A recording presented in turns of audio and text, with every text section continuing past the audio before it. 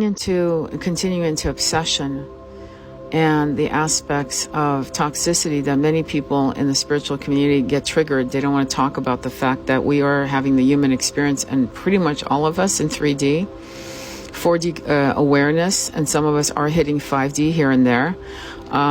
If you were hitting 5D 100%, you wouldn't be here. In other words, you would not be here, right? So, but we can hit that in lucid dreams, during our meditations, and during a consciousness. We can actually glitch in and out, okay? But for the most part, we're not there, or else you wouldn't be hearing this video. There's a lot that I want to talk about in terms of obsession. And obsessions, as I told you in the first video, the Little Mermaid syndrome is a real thing that we have to address as individually in the collective. There's no shame in that. There's nothing, it's not that there's nothing wrong with it, but there's no shame in like facing it. What's wrong is not facing it. A movie that's really actually speaks of that perfectly is called Body Heat, which came out in 1981. I seriously want you to consider watching it. Body Heat with Kathleen Turner. And they call it a noir romance movie. Noir meaning black. So there's a darkness to it. But it's about obsession. It's about how easily we can be manipulated in obsession. Now, these kinds of crazy obsessions don't come out because the person's just your basic pedestrian beloved, or I'm not going to say beloved, a lover. It comes from multiple incarnations. It comes from maybe hundreds of incarnations, and it can be one of your soulmate tribe members.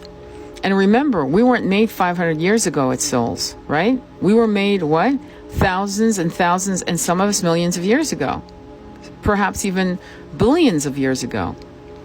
For us to have incarnations on different planets and so forth, for many of us, shows that we would have had multiple incarnations with lovers and family members that are part of our soul tribe or neighboring soul tribes.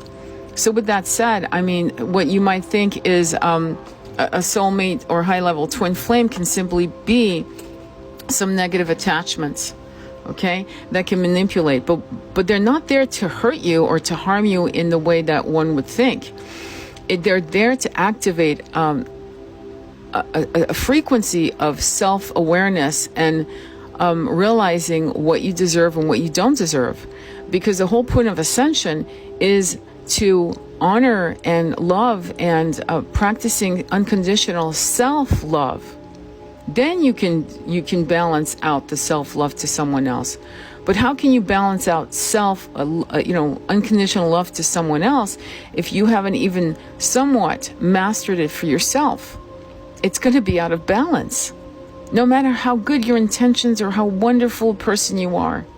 And you can be the most beautiful person. I tell this to my clients when they've broken up from a starseed, soulmate, or a twin flame connection. I say, please, whatever you do not jump into another connection. Don't start dating. Not for 6 months to 9 months. Figure yourself out. Figure what happened. Figure out what happened and why.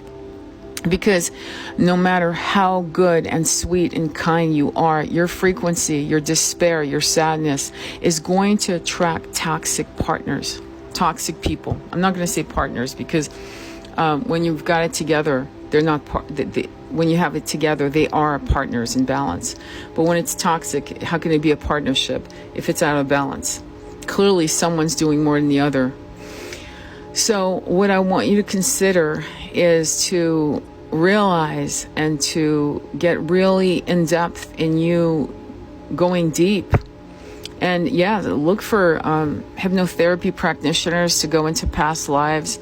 Look at different things that you can empower yourself through meditations, through downloads, through calling on your guides, allies, and ancestors from this life and past lives, and let them come to you. Give them permission to guide you through visions, through signs, through dreams, and so forth, so that you can navigate out of the imbalance within yourself that you are trying to heal, which is giving too much to the point where it actually destroys you.